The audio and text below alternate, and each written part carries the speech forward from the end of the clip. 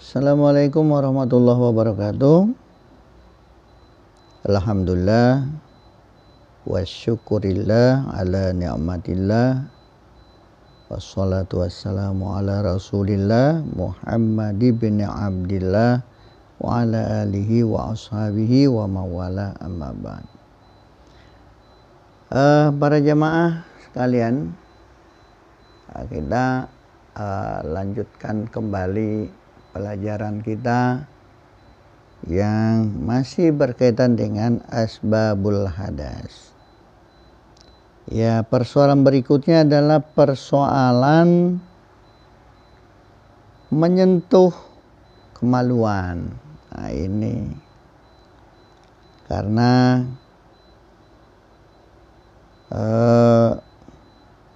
termasuk di antara membatalkan wudhu itu apabila menyentuh kemaluan. Nah, oleh karenanya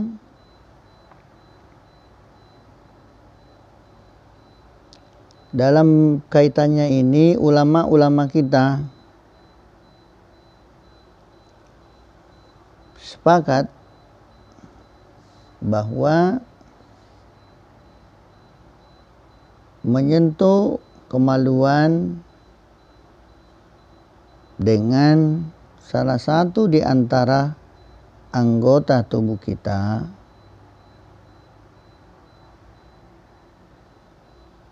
kecuali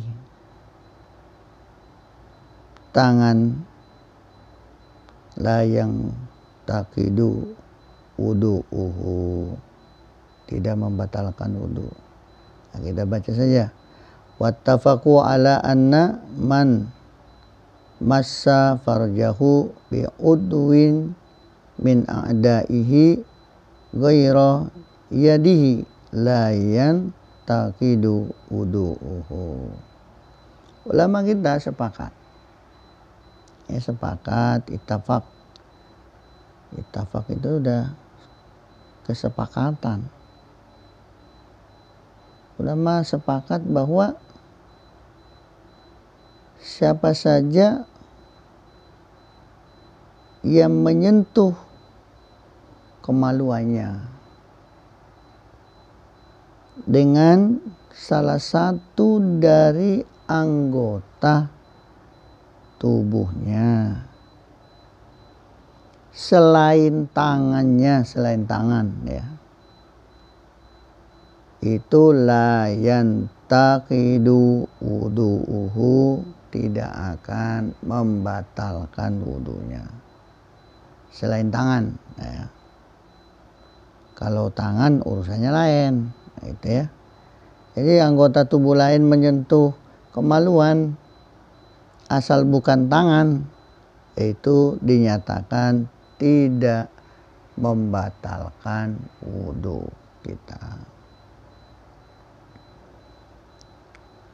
Lalu kemudian mengenai hal-hal ini ya terjadi perselisihan pendapat ulama kita.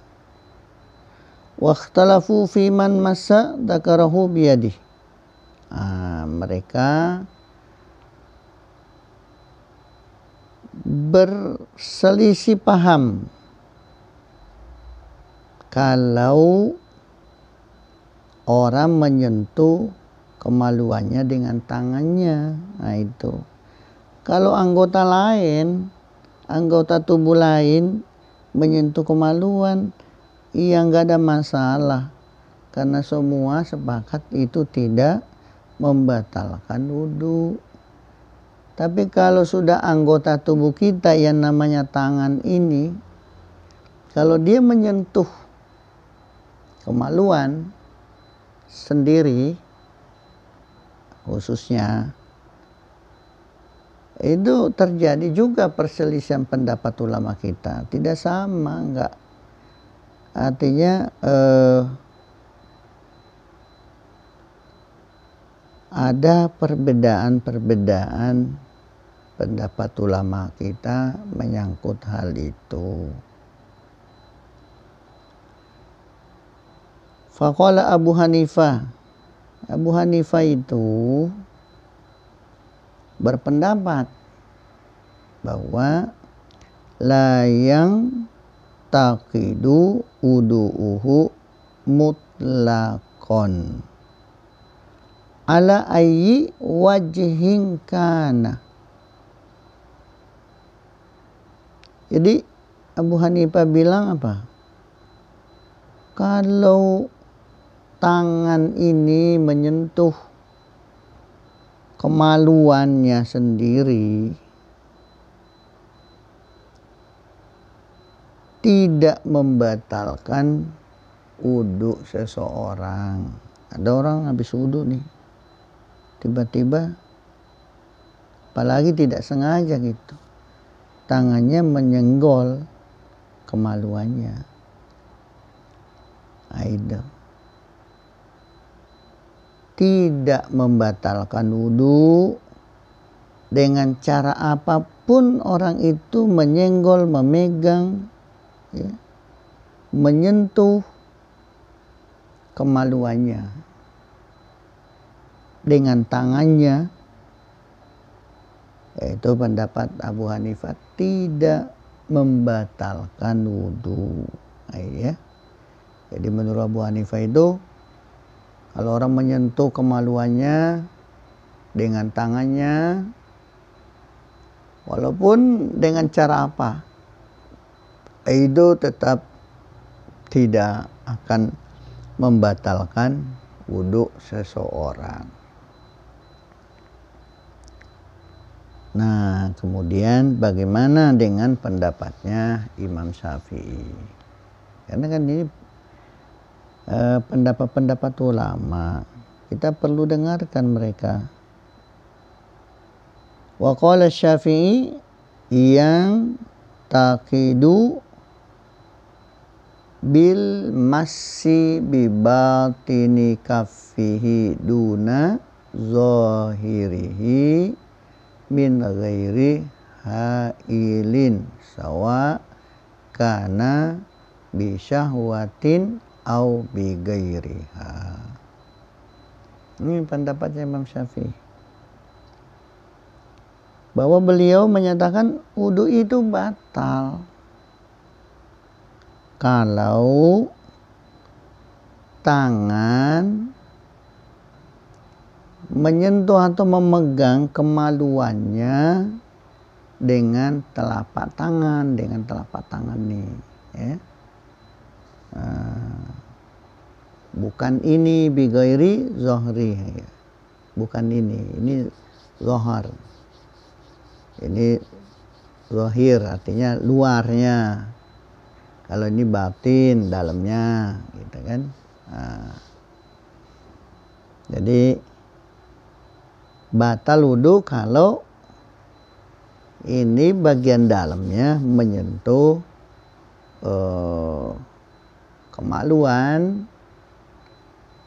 tanpa adanya pembatas, tanpa ada pembatasnya, tanpa ada kainnya, gitu kan, menyentuh. Baik dalam keadaan bersyahwat, bernafsu ataupun tidak. Itu ini menyentuh langsung nih, tanpa pembatas, tanpa ini. Itu batal wudunya.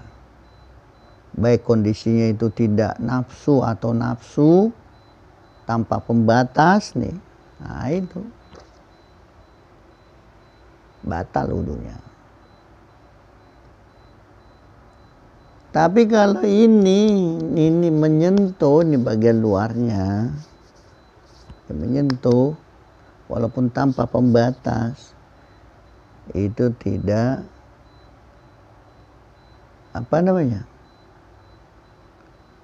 tidak membatalkan wudu. Kalau menurut Imam Syafi'i, membatalkan ini kalau tanpa pembatas. Kalau ada batasnya, ada kain, ada lapisannya, atau pakai sarung tangan, ya nggak batal lah karena ada pemisahnya. Itu menurut Imam Syafi'i. Baik, kita selesai dulu di episode yang ketiga ini. Atas segala kekurangannya, ya tentu saja mohon dibukakan pintu maaf yang seluas-luasnya kita tuntut.